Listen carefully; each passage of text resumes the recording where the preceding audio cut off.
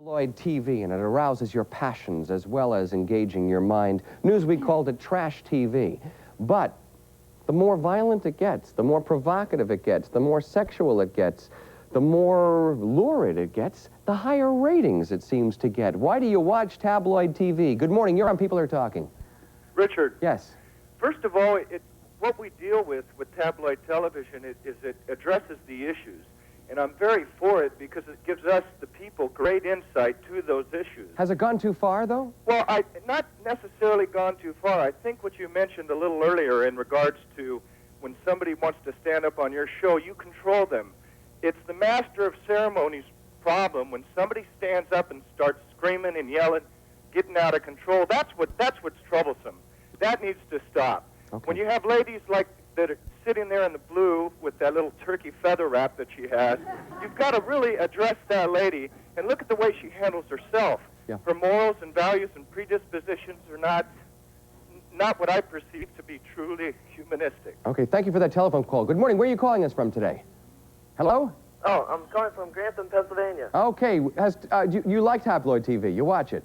Well, I watch it because most of the people on the TV have different views than most of society has. And usually they hold to these views, and they make fools out of themselves on TV. Okay, so you like it. Yes, next telephone call, please. Why do you watch tabloid TV? Well, even though with the facts, good or bad, they have to be shown on TV. Because mainly, the topics that people should know about, they have to know, good or bad, the topic has to be shown. Okay, so you want to hear about women whipping men and skinheads, and what's your reaction to what happened on Geraldo, sir? I'm glad that I'm here because Mr. Ennis is here, and I did see the program, and I taped it and watched it a number of times, and I'd like to congratulate you. There's no reason why anybody should have to suffer this verbal abuse from these losers like Sharpton. I know, but you know that these people are going to be like that when they come on. I don't care. There's no reason for people to have to deal with that. So you enjoyed watching that show, the brawl, the melee? Not the brawl so much, but the way Mr. Ennis handled it, I think, was correct. Okay, thank you very much. Step up, please, sir. Speak out. Tabloid television. Has it gone too far? No, it hasn't gone too far. It's when people, decent people like Roy Innis and Anthony Imperiali speak out, then there's something wrong with it. Then there's something wrong with this country. Because these men have the right to speak just like these other nuts over there. Take off your red socks and go back to the you like my red show, socks, baby. you bimbo? Let's take a walk. Thank you very much. Step up, please. Speak out. Where you belong, to the Downey show. Quickly, what is your point? My point is, no, we haven't gone too far. You're miserable. You can't even Wait a find second. a Hold on girl. for 1 second there, please. Stage manager, please. Can we keep him down? Yes, go ahead. We have not gone too far. We enjoy the topics that you present. It's people like Kelly, who antagonizes the audience. She called the women of the audience every name that she could think of, and she antagonizes, and then she doesn't want to be I did not call her every name. I said she was not beautiful. What's the name? Well, Is she beautiful? Look at her. Step up, please, sir. She attacked me first. I fight. I defend but I think it has to be curbed because what I deserve Hold to on for defend 1 second, will myself. you please? Thank you. these people can sit here and argue, but what they don't realize is that there are youngsters up past their bedtime watching this, and she may have a good argument that she is a good person, but regardless, to the public, she only looks like one thing. And That's the because kids you have a also see that. prejudged conception of women. Okay, That a woman Anthony, cannot be voluptuous. Anthony, you a were woman on that cannot show show as a beautiful moralist. body. What is your moral? You condemn women. What is something wrong with you? What is your moral reaction to the responsibility of television? Moral reaction, really, if I may just go a little. All this really started 20-some-odd years ago when our government became so weak in permissiveness that we had communists and everybody else calling people names, advocating to destroy this guy, that guy. Now it came down to our talk programs. And as a moralist, and believe me, I'm not without sin, but I have reservations. But as a man who does not believe in this type of living, I don't believe in whipping people. I don't believe in taking your boobs out on TV, whacking people around with them. I don't believe in saying that you do it for God and Jesus Christ. That's the biggest insult. That's insanity. That's insanity. Okay, Yvette. You know what you are? You are like a propagandist in the Communist Party. I'm just telling Yvette, you. Anthony, hold on for 1 second. Yvette, yes. Richard, You're so insecure. Richard, Yes. I'd like to answer the senator's question. Okay? What, he didn't have a question, No, he made a before. statement. I didn't get a chance to talk before. All right, what was the question, if you can When you remind asked me? about Morton Downey, you know, how could I be afraid of Morton Downey if I worked in strip places? Well, first of all, in strip places, no one comes at you because we have bouncers that are built like Mack trucks. Let me tell you something, look. The would you senator be knows afraid, about bouncers, hold on, I'm sure. Yvette, 1 second. Would you be afraid if Mr. T walked in here and said, "Get out of my way, fool"? Or would you be mad, would you be upset if Andre the Giant came in here and said, you know, this is an act, this is a character. He's frightening. You have to be eye to eye with this character. So you felt like you might potentially be in physical danger on the Morton Downey show? I kept quiet. And I walked out. He quieted her down, but he couldn't I'm not a shut fighter. me up. I'm not a fighter like her. But what I wanted to say... I'm the only woman that fought back the whole show against Morton Hold on, Downey. please. He shut everybody Have else some up but me. generosity and allow Yvette to speak. the only You thing- just assaulted her, sir. You better watch out. She might get another lawyer. Richard, Yes. the only thing I wanted to say was I was frightened of Morton Downey, and there are no people that come at you in burlesque houses. We do have bouncers. The senator knows what bouncers are, I'm sure. Okay. But what about we're the protected. audience on Morton The Downey? audience was violent. I've never seen anything like it. I've danced in many places, and I have never danced to an audience like that. All right, have you ever been to a hockey game or a football game where the audience cheers and boos? You have never done that. But I wasn't a hockey player, Richard. You know, so I was never used to being booed at on TV. I'm sure there was no courses in the burlesque house where you performed, honey. Okay, questions, comments, reactions to this out in the audience. Yes, sir. Unruly crowd come out. In the comment to her before that, she says that strip dancers aren't really like sleazy and stuff like that. Yeah. About 4 years ago, I seen a dancer at a place, and she was I'd say about 6 months pregnant, you know, stoned out of her mind. Now, how would you say that as being beautiful, and there's nothing wrong with that? What? A pregnant woman? Well, that's a particular case. There's nothing wrong with a pregnant woman. I think pregnant women are wonderful. But a pregnant woman as a stripper, he's talking about his own personal reaction to that. But I don't know. She would say, she says in her particular instance, she was called upon by God to go out and strip, and you give sermons after you strip. I was saving souls. I gave sermons to perverts and degenerates. Okay. And if you don't believe there is freedom of religion in this country. Let's return to this issue of tabloid television, though. Richard. Just because you haven't seen Roy, God doesn't mean I haven't. Let me ask you this, and but I know the TV business. First of all, Geraldo's Brawl took place during the November ratings book. This is one of the most important months of the year because advertisers look at the ratings in this month and determine how much they're going to pay for commercials. This thing on the Morton Downey show took place in the November ratings book. During a ratings book, people want to get the juiciest, most watched programs they can get on the air. There are some cynical souls who might say that Geraldo wanted this brawl to take place to help his ratings. How does he program me to do it? What? How does he program me? Well, for instance, he would know, for instance, that on one particular show you shoved Al Sharpton, the ratings went sky high, you might be an incendiary character in this particular discussion. How does he program himself to get a broken nose? That was a rough scene. You couldn't orchestrate that scene. Okay. But Morton Downey controlled his incident beautifully in the Apollo Theater. When he got into it with Sharpton, you have to admit that Morton Downey, his security people moved in immediately, and he had control of the show after that. So there are instances where maybe Geraldo didn't know what to do, or he was frightened out of his wits. No, the thing is, Tony, is that you had 24 skinheads in the audience. Maybe there were too many in the audience. And the thing came to a flashpoint kind of quick. The key thing is that Geraldo didn't move in to protect my back from the 24 skinheads back of me. Mm-hmm.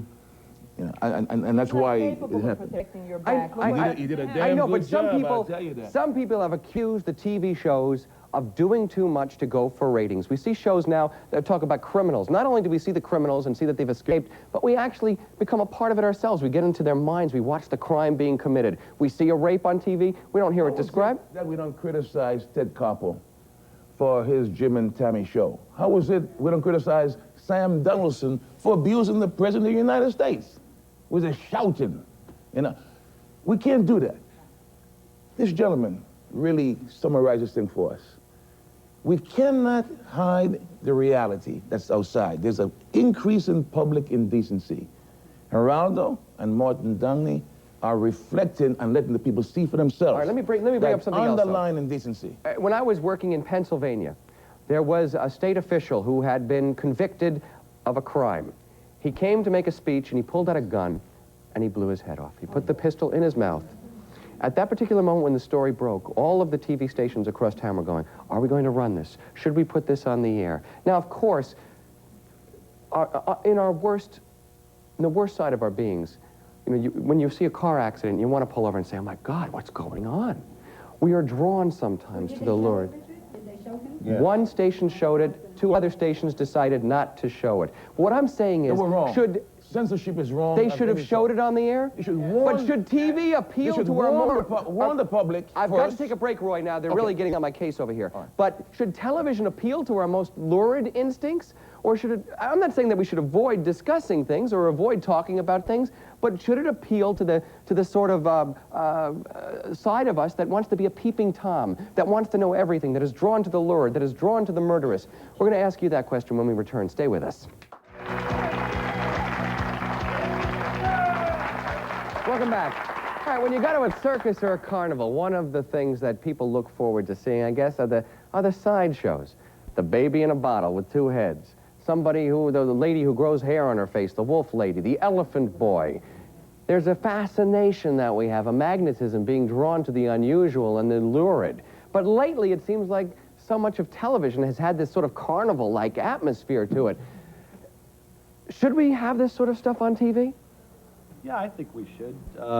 Like I told you before, the reason people go to see hockey games, they don't go for the sport. They go to see the fights. I do. I'm not into hockey. I love seeing a good brawl. And like you said, when there's a fight, your ratings are up. That's what the American people want. So at the beginning of the show, when Renee and I sit there, I should pick up a Danish and smash it in her face. It'll be the best thing for our ratings.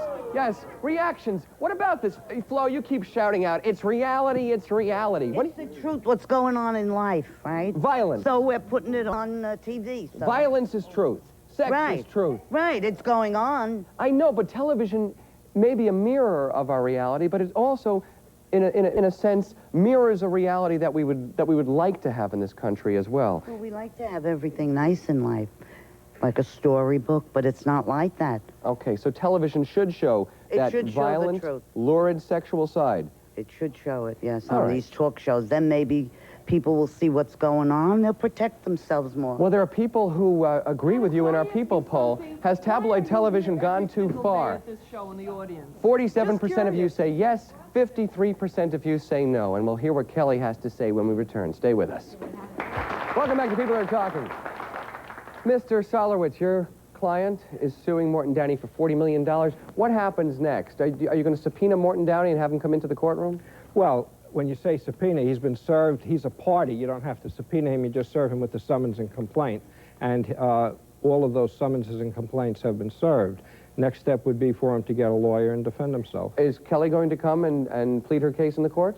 Well, I assume that she'll testify. Sure. Now, let me ask you as a lawyer, when you tell her to come into the courtroom, is she going to come in dressed in this fashion, speaking in this fashion, acting in this fashion? As a lawyer and a professional who wants your client to be perceived in the best way and does not want her to be slandered in the courtroom or on television, what would your advice to her be? My advice to her would be to come in as natural as she is and let the jury assess her for what she is. Now, let me tell you something. May I finish? Yes, go ahead. I wouldn't care if she came in as a hatchet murderess. Nobody has a right to assault anybody else. She was assaulted 9 times. That's compensable. Now, in addition to that, let me finish. No one in your audience, including yourself, would stand by, and even the senator would admit. To your point, please, I'm running out of time. All right.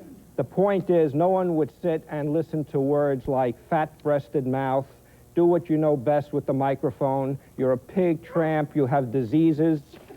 Let me give you a couple of more. No one will stand for that, and that's compensable. That's not fair comment. No one is entitled to be called these names on public television. Hairy armpit, hooker, man-hating bitch. Those words are all defamatory per se. The senator was wrong before. He said she started it. Morton Downey called these girls bimbos in the first 5 seconds of the show. Can I correct you for a moment, sir? Let me correct you for one moment. They're not girls, they're women. They're grown-up people, okay? So some people take offense at that. Yeah, but girls are not defamatory. Hooker, diseased, tramp, Kellie, bitch are defamatory per se. Was Kellie a prostitute at one point in her life? That's immaterial. No, it's not.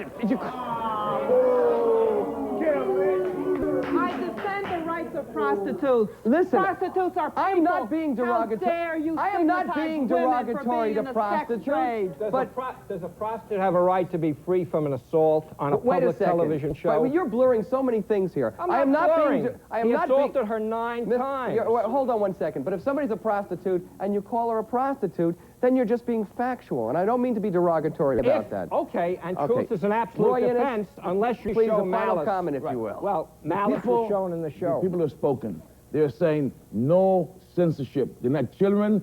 Don't protect them from shows. Let them see everything. Let them see reality. That's your reaction, Mr. Imperiali? I think that the one thing that we're missing is that Mort Downey did say, in my opinion. Now, when she took her breast off and hit me in the face, should I run to a court and say she assaulted me? Okay. Well, we did ask you at home, has tabloid TV gone too far? This was your reaction. 47% of you said yes, 53% of you said no. And we got over 1,100 phone calls during the 45 minutes that people poll was up on the air. Mr. Solowitz, Yvette Paris, Kellie Everts, Anthony Imperiali, Roy Innes, thank you for joining us today. An interesting discussion. Tabloid TV. I'm sure we haven't heard the last of it. But you're about to hear the first of the Channel 9 news.